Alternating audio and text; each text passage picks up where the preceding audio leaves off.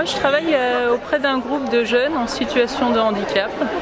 Donc je participe à leur accompagnement sur tout le déroulé de la journée en fait. Ça peut être des temps d'internat, du quotidien, des petits soins du quotidien. Ça va être tout le travail aussi éducatif. Les apprentissages divers et puis les accompagner en fait vraiment au niveau global de tout par rapport à tout ce dont ils peuvent avoir besoin en fonction de leurs objectifs. Alors, on voit nos conditions qui se dégradent de plus en plus avec des handicaps qui s'alourdissent au fil des années. C'est vrai que les handicaps plus légers sont parfois compensés du coup maintenant par des prises en charge autres et le choix de l'institution est plus réservé aux jeunes qui ont des handicaps plus lourds. On voit aussi un manque d'attractivité de nos métiers avec de moins en moins de postulants pour venir travailler, ce qui donne des difficultés où on voit de moins en moins de personnel. Dans nos missions, on va dire qu'il y a tous les côtés essentiels de notre accompagnement, vraiment de répondre aux besoins de base des usagers, de pouvoir les accompagner dans leurs soins d'hygiène, pour se nourrir, pour boire. Et à force de reprioriser sans cesse, de se dire on fait au minima ce qu'on peut, on se dit mince, est-ce qu'à un moment on ne fait pas plus que ça, et même ça, est-ce qu'on y arrive encore vraiment? Et aussi avec beaucoup de crainte du fait d'être débordé, de se dire est-ce qu'on risque pas un oubli, est-ce qu'on risque pas une erreur, est-ce qu'il risque pas de se passer aussi quelque chose de dramatique? C'est vrai qu'il y a des jeunes des fois qui ont un peu plus d'autonomie, qu'on va du coup moins accompagner, mais aussi surtout des fois de devoir faire des choix difficiles, de se dire là est-ce qu'on va faire un petit accompagnement hygiène pour un jeune, ou est-ce qu'on va rester auprès d'un jeune qui a des troubles du comportement, avec une situation qui risque de dégénérer si on ne reste pas près de lui, quoi. C'est ça concrètement le manque de personnel, la conséquence? C'est ça, oui, c'est de se dire, à un moment, il y a 4 jeunes qui ont 4 besoins différents sur un même moment et de dire à quels besoins on répond. Il y en a qu'on peut différer, il y en a qu'on peut différer à de courtes ou de plus longue durée, mais il y en a qu'on ne peut pas vraiment différer et qui sont juste des actes un peu manqués.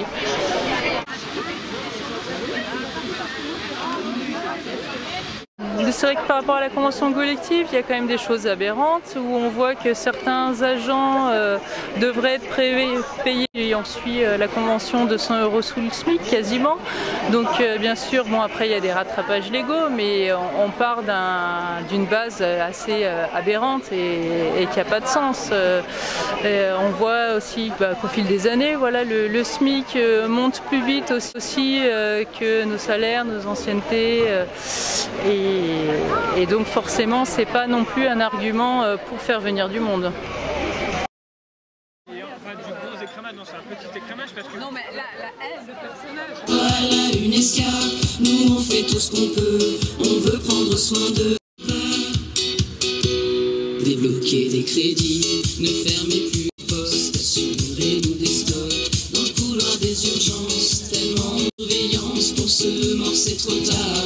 Le fruit de décision pressant de nos bonnes pommes, et là tout qui déconne, le soin notre vocation, on ne sait plus quoi leur dire et c'est devenu de pire en pire.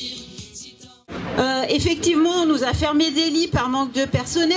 On nous demande, par exemple, en hébergement, d'accueillir des personnes, même si nous n'avons pas l'effectif conséquent et les compétences conséquentes qui vont avec, pour libérer des lits de MCO, donc de médecine, chirurgie, etc.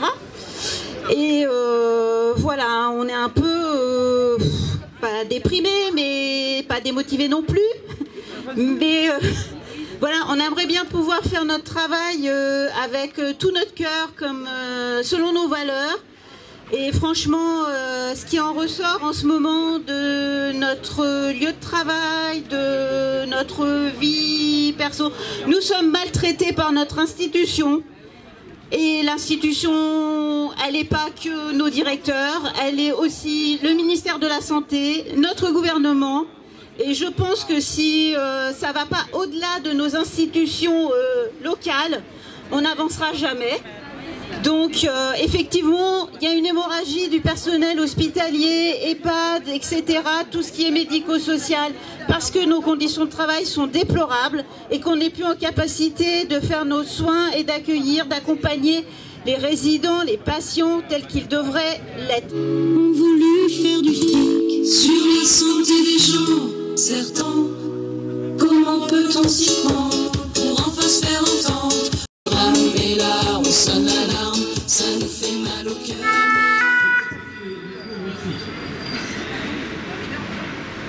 Et aussi un participant de Toulouse. La psychiatrie, ce sont des soignés, mais ce sont aussi des soignants. Et même, ce n'est pas que des soignants, c'est l'ensemble des agents des hôpitaux. Car après tout, la psychiatrie, la santé en général et la psychiatrie en particulier, c'est de l'humain au service de l'humain. Les personnels actuellement, ils fuient. Ils fuient les conditions de travail, ils se sentent méprisés, ils sont épuisés. Il y a besoin de monde, il n'y a pas besoin que de soignants, il y a besoin de monde au niveau administratif. Parce qu'il y a vraiment une lourdeur administrative actuellement dans les hôpitaux. Et ils se retrouvent complètement débordés, il y a besoin de techniques, les assistants sociaux, les psychologues, on a du mal à recruter de partout. Le gouvernement, il a quelques propositions. Aux agents qui sont épuisés, il leur propose des heures supplémentaires. Voilà, en les payant un peu plus pour compenser un petit peu ce manque de personnel plutôt que de proposer vraiment des revalorisations. Et il propose aussi des primes ponctuelles qui sont inégalitaires. Donc la CGT a des exigences, des moyens matériels et financiers, parce que du pognon il y en a. Le CHS de la Savoie en 2021 a quand même fait un excédent de 3,3 millions d'euros pour l'année 2021. 3,3 millions d'euros que les agents n'ont pas vu, quoi.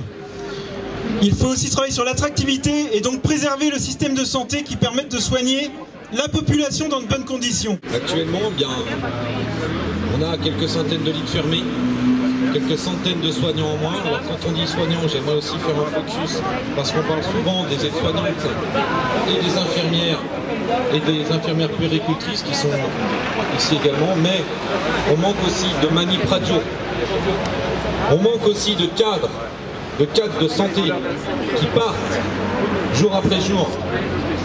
On manque aussi beaucoup d'administratives, et on va manquer beaucoup d'administratives quand on regarde les nouvelles grilles de salaire. Débloquer des crédits, ne fermer plus les rues, observer tous nos pas, dans le couloir des urgences, tellement on a brancard, défaut de surcharge.